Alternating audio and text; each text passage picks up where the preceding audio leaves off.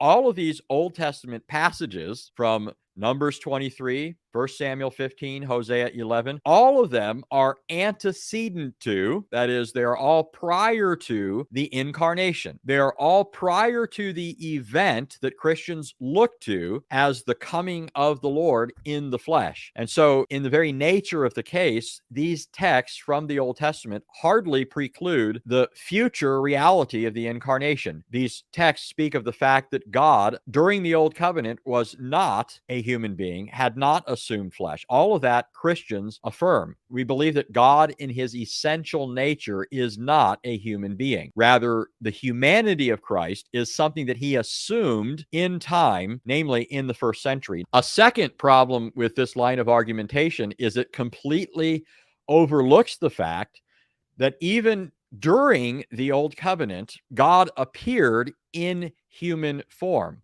And so what this shows is that if you're interpreting these texts to mean that God could not appear in human form or assume human form, then you're misunderstanding these texts, right? There are numerous texts in the Old Testament that talk about God appearing in human form.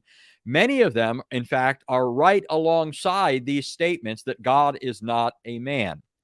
And so a proper contextual understanding of these passages would have to take both of these sets of phenomena into account, namely that God is not a man, but yet God can and does and did appear in human form. A third problem with this objection is not only were these passages written alongside of passages that speak of God appearing in human form, but the same Old Testament teaches that God would appear in human form in the future. And so this objection to the deity of Christ utterly fails.